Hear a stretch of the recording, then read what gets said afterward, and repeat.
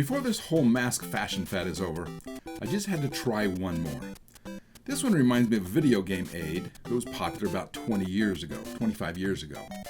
We had a Nintendo in our home, just like any sensible family did back in the 80s and 90s. Now, my boys loved them.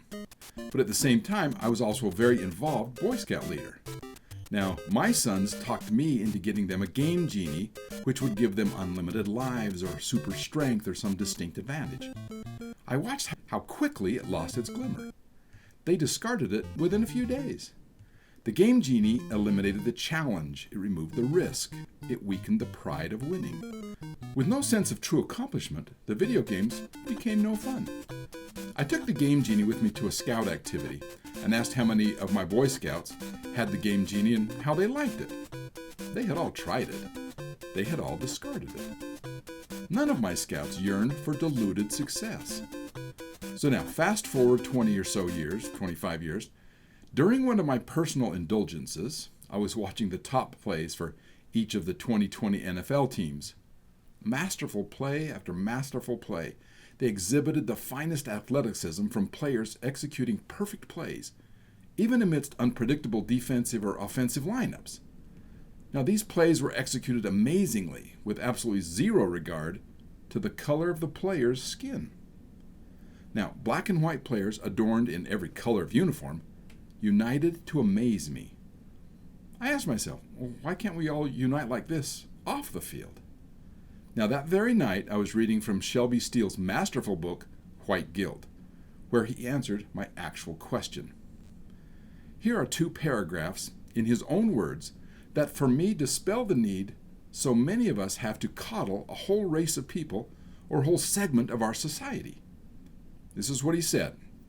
Since the 60s, black educational weakness has been treated primarily as a problem of racial injustice, rather than a problem of blacks rejecting or avoiding full responsibility for raising their performance levels. Well, that sounded a little harsh to me, but I kept reading. He talked all about the failed attempts to level the playing field and to make it all even. But then he touched on this. He said, "We blacks, then, remain entirely responsible, whether or not we get help from others. In music, literature, sports, and entertainment, our deficiencies are, thus simply, deficiencies that we overcome in the way all people overcome. The way they all overcome deficiencies, through skill development, innovation, and relentless practice.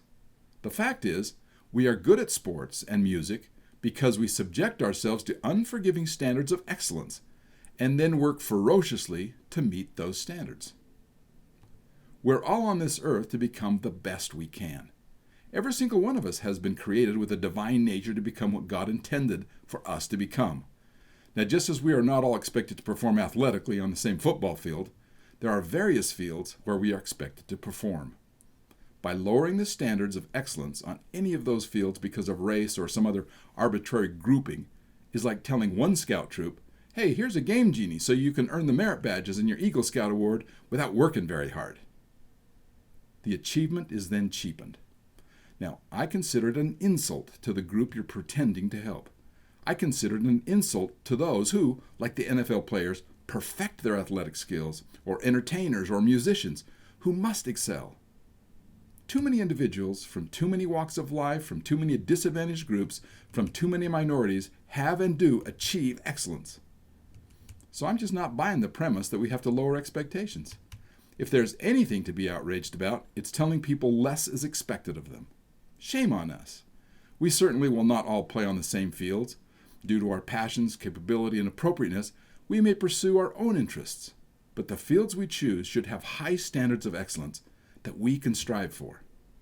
Now, I believe that only Jesus Christ has the capacity to compensate for our deficiencies in our personal struggles to become like Him. Only He knows how to best accommodate our individual unique differences.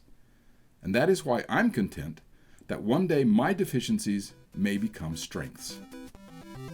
Now, pardon me for just a moment.